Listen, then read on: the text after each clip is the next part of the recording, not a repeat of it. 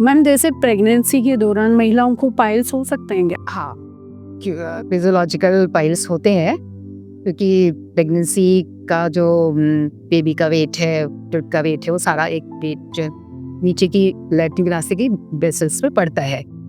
तो थोड़े से ग्रेड 1 ग्रेड 2 पाइल्स हो सकते हैं और बहुत कॉमन चीज़ है फिशर भी होना।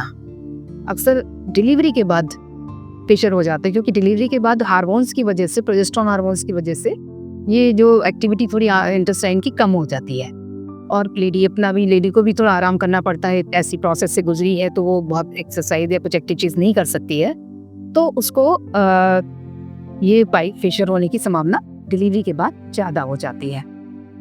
बहुत सीवियर ज़्यादातर मेडिकल ट्रीटमेंट से ठीक भी हो जाती है, तो इतनी चिंता की बात नहीं है। लेकिन हाँ, पोस्ट डिलीवरी आपको अपने खाने का ध्यान आप रख सकते हो और थोड़ा सा मतलब आप सेटिंग अपना बैठने का तरीका जो है ना बदल सकते हो। तो आप एक पोस्चर बताना चाहोगे कि जिससे मतलब कि ऐसे बैठना चाहिए, उठना चाहिए, ऐसा कुछ? पोस्चर के लिए मुझे ऐसे एक बार बताया था आपने, मैं आपको दिखाने गई थी। आपने मीराबाई को वीणा बजाते हुए देखा होगा, तो जिस तरह से एक पैर ऊपर करके और ऐसे करके बैठती है ना वीणा बजाने, वही पोस्चर आपको टाइम डिलीवरी के बाद उसमें बैठी है आप पैर बदल बदल के। This is the best posture. Ma'am जैसे हमारे दर्शकों को आप बताइए कि पाइल्स क्या कैंसर का भी रूप ले सकते हैं? मैं ये बताना चाहूंगी कि पाइल्स, फिशर, फिशुला इस तरह की जो बीमारियां हैं वो कैंसर का रूप कभी नहीं लेती है। तो आपसे मतलब बल्कि मैं ये कहूंगी कि अगर आपसे कोई बीमारी चूज करने को कहे ना, तो आप ये बीमारियां चूज कर सकते हो कि ये इनका ट्रीटमेंट है और इनसे आप कभी मरने वाले नहीं। तो ये इतनी बिनाइन प्रॉब्लम्स हैं और परेशान करती हैं, लेकिन आपके पूरे शरीर को इतना ज़्यादा फैलने की संभावना नहीं होती पूरे शरीर में, और आपके किसी और अंग को भी नहीं लेके डूबती है ये। तो आपको मतलब ये पाइल्स फिशुला से कैंसर हो जाएगा, इससे डरने की बिल्कुल ज़रूरत। मैम जैसे कुछ मिथ है लाइक कि मेल में ज़्यादा पाइल्स होते हैं, फीमेल्स में कम होते हैं, तो ये सिर्फ भ्रांतियां हैं या फिर ट्रू क्या है इसमें? ये थोड़ा सा मेल्स में ज़्यादा होते हैं बिकॉज उन्हें बाहर ज़्यादा पड़ता है, ज़्यादा प्रोलॉन्ग स्टैंडिंग हो सकती है, प्रोलॉन्ग सिटिंग हो सकती है, लेकिन अब आजकल तो इतना ज़्यादा डिफरेंस नहीं रह गया है। तो कॉमन है पाइल्स मेल और फीमेल दोनों में ही वो होने का। और मैम एक आप देखते होंगे शायद पेशेंट आते होंगे तो वो कन्वर्सेशन में बड़ा हेजिटेशन रखते हैं कि इन बीमारियों के बारे में खुल के बात आज भी नहीं कर रहे। ये बात तो उसके लिए आप दर्शकों को क्या मतलब कि मैं से ये बताना चाहते हो कि खुल के बात कर रहे हैं? हाँ, कि जब आप अपने चेहरे पे फोड़िया निकल आता है तो आप डॉक्टर को दिखाने जाते हो। आपको कोई दांत में प्रॉब्लम होती है तो आप दांत के डॉक्टर के पास जाते हो। ऐसे ही आपका शरीर का एक हिस्सा है जहाँ पे आप कुछ प्रॉब्लम हुई, आप उसके डॉक्टर को दिखाने जा रहे हो। तो इसमें हेजिटेशन की या आपने कोई गलत काम किया है ऐसा सोचने की बिल्कुल ज़रूरत नहीं है, क्योंकि ये जो बीमारियां हैं ये अपने शरीर की बनावट के हिसाब से होती हैं। जरूरी नहीं आपने कोई बहुत ही नेगेटिव चीज़ की हो, या आपने बहुत ख़राब खाना खाया हो, या आपने बहुत ही कुछ उटपटांग कर दिया तभी आपको ये बीमारी हुई है। कई बार ये बीमारी जनरल प्रोसेस में, कई बार अपनी बॉडी की स्थिति के हिसाब से, कभी अचानक से भी हो सकती है। तो इसके लिए किसी भी तरह की कोई शर्माने की ज़रूरत नहीं है। जैसे बाकी शरीर में दिक्कतें वैसी वहाँ की दिक्कत है, आप आराम से डॉक्टर को दिखाइए और इसको छुपाने की बिल्कुल भी जरूरत नहीं है। ये कोई शर्मनाक बीमारी नहीं। कभी ऐसा कोई केस हुआ है जिसमें पेशेंट आपको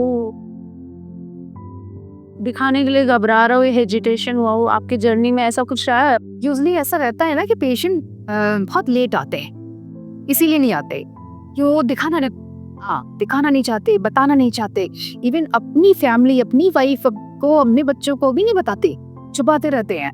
और कई बार तो ऐसे पेशेंट ना चुपचाप जाकर किसी नीम हकीम के यहाँ जाके कुछ छोटा मोटा इलाज, कुछ भी इलाज करा के आ जाते हैं। घर के वालों को बताते ही नहीं कि हम कुछ करा के आए हैं, जब उसमें जब कोई प्रॉब्लम होती है, ये बहुत कोई एकदम से पेन हो गया, ज्यादा ब्लीडिंग हो गई, तब घर वालों के सामने खुलता है कि अरे ये हम ये बार आके आए थे इसलिए ऐसा हो गया है। तो ऐसे बहुत सारे पेशेंट्स हैं जो सिर्फ इसलिए कि हमारे घर वालों को नहीं पता चले, इधर उधर जाके कुछ काम करा के आते हैं। जैसे मैम आपने बताया नीम हकीम, तो इसमें झाड़ा वाड़ा वो भी मिथ है कुछ की झाड़ा से पायस भी हो जाता है, तो हमें उसके लिए बताइए थोड़ा। ऐसे केस है क्या? यारा तो ये बड़ा साइकोलॉजिकल फिनोमेना है। देखो, बहुत सारी चीज़ें आपकी पूरी बॉडी आपके मेंटल स्टेटस से गवर्न होती है। अब जब भी आप रिलैक्स फील करोगे तो आपकी हर बीमारी थोड़ी थोड़ी कम तो हो ही जाएगी। तो उसी तरह से पाइल्स में है कि आप रिलैक्स होगे तो आपका लैट्रिन का रास्ता भी रिलैक्स होगा, आप मोशन अच्छे से कर पाओगे, तो आपका लैट्रिन रास्ते पे जोर नहीं होगा, तो थोड़ा बहुत आपको रिलीफ तो हो जाएगा। शुरुआती बस पाइल्स हो सकता है रिलीफ मिल भी जाता। तो ये साइकोलॉजी का वो है, बट वैसे बहुत है नहीं। मैम आज जैसे आपने कहा युवा पेशेंट ज़्यादा आ रहे हैं, तो युवाओं को मोटिवेट करने के लिए कुछ आप स्ट्रॉन्ग मैसेज डिलीवर करना चाहोगे? लाइक हाँ रियली मैं ये मतलब ये कहना चाहती हूँ कि जो युवा जनरेशन है वही हमारा कल का भारत है और उसको हेल्दी होना बहुत ज़रूरी है। तो मुझे इस बात की बहुत चिंता है, हमारा कल का भारत हेल्दी होना चाहिए। तो ये अगर इस पॉडकास्ट से मुझे ये मेरे युवाओं तक मेरे ये मैसेज पहुँचे कि आप पढ़ किसके लिए रहे हो, कुछ भी करना चाहते हो तो किसके लिए करना चाहते हो? अपने लिए, अपने शरीर के लिए। अगर शरीर ही स्वस्थ नहीं रहेगा तो फिर आपकी सारी पढ़ाई लिखाई नौकरी दुकान मकान सब बेकार, कोई मतलब नहीं है। तो आपको सबसे पहले आँख खुलते ही पहला घंटा अपने शरीर के लिए देना है।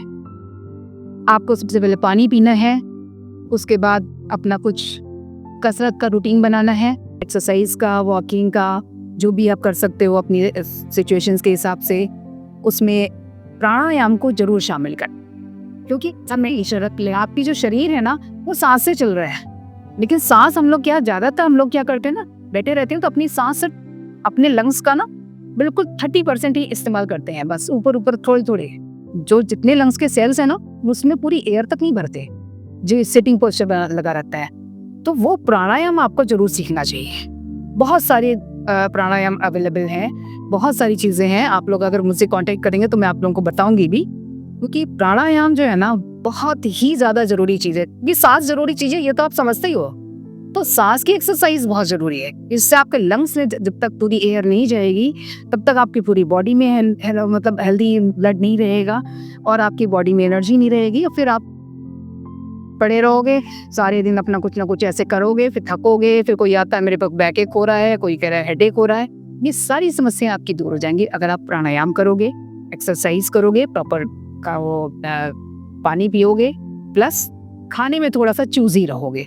खाने में जैसे कि आप मैदे की वही जंक फूड मैदे की चीज़ें नहीं खाना है, हरी सब्जी सलाद खाने का, लंच का अपना एक हिस्सा सलाद जरूर होना चाहिए, कच्चा चीज़ें हैं जो भी हो। बीच बीच में अगर आपको भूख लगती है थोड़ा थोड़ा आप सलाद रखो अपने पास, कोई कुछ ना कुछ बीच में खा लो, तो वो आपको खाने को थोड़ा सा आपको ध्यान रखना चाहिए, ध्यान रखना पड़ेगा। नशे से संबंधित आजकल चीजें चल रही है, वो भी क्या पाइल्स में है? हाँ फिर में क्या का रिलेटेड है। बीड़ी, सिगरेट, तंबाकू, शराब, ये चारों चीज़ें शरीर के सेहत हानिकारक है ही। शराब जब आप पीते हो तो अब बाकी सिस्टम तो ऑर्गन तो काम से जाते ही जाते हैं, आपका कॉन्स्टिपेशन बढ़ता है और फिर आप पाइल्स फिशला की तरफ भी बढ़ते हैं। बिल्कुल। एक मैम मैं कुछ दिन पहले आपसे मिली थी तो मैंने एक बुक पढ़ी थी आपकी, अमेजोन पे देख रही थी, चौथा आयाम। तो हमें हमारे दर्शकों को चौथा आयाम के लिए कुछ बताइए, क्या है उस बुक में और उसको कहाँ से परचेज करनी चाहिए अगर कोई पढ़ने में इंटरेस्टेड है, पढ़ना चाहता है? चौथा आयाम मैंने अभी रिसेंटली बुक पब्लिश की है, और बेसिकली कुछ समय बाद मुझे ऐसा लगा कि मेडिकल तो मैंने बहुत कर लिया, सभी कुछ मतलब जो भी है करना चाहती थी करा। अब मुझे मेडिकल से अलग जो नॉलेज है उसकी तरफ थोड़ा सा मेरा रुझान बढ़ा। तो बहुत कुछ है मेडिकल से अलग, तो बहुत सारी दुनिया ही है। तो जब फिर इस तरह से मैंने जब लोगों से बहुत सारी बुक्स पढ़ी, बहुत सारे राइटर्स की बुक्स पढ़ी, बहुत सारे जो अपने गुरु हैं, लोग जो मेडिटेशन के कैंप्स होते हैं, कुछ प्राणायाम लोग कराते हैं, कुछ योग कराते हैं, इन सारे लोगों से मिली। और बहुत इस तरह से मैंने 10-15 सालों में बहुत कुछ जो भी सीखा जाना वो सब बुक में को नया आयाम आ गया है। यही चौथा आयाम है। जब आप और कुछ नहीं सोच रहे, आपको रोटी कपड़ा मकान नहीं सोचना है, जब आप कोई बिल्कुल एक अलग नॉलेज के बारे में जाते हो कि आपकी लाइफ का क्या पर्पस है, आप क्यों मतलब इस वर्ल्ड का, इस लाइफ का क्या पर्पस है, आपकी बॉडी किस तरह से इवॉल्व हो सकती है, कितना और इस बॉडी में पोटेंशियल है गेन करने का, नॉलेज लेने का, वो जब आप जानने निकलते हो तो बहुत सारी चीज़ें सीखने को मिलती। यही चौथा आयाम है। मैम, तो मैं अगेन आपको धन्यवाद बोलना चाहूँगी। आप अपनी इतनी बिजी शेड्यूल में हमारे लिए टाइम निकाल के आए, उसके लिए बहुत बहुत धन्यवाद मैम। नहीं, मुझे भी अच्छा लगा। मैं बहुत सारी चीज़ें जनरल पब्लिक तक अपनी इस ऐसे फील्ड से रिलेटेड पहुंचाना चाहती थी, वो तुम्हारे इस पॉडकास्ट से संभव होगा। Thank you ma'am. एंड हम आशा करते हैं आप लोगों को हमारा वीडियो पसंद आया होगा। तो मिलते हैं ऐसे किसी अदर इंटरेस्टिंग वीडियो के साथ में। तो बहुत बहुत धन्यवाद सबका एंड थैंक यू।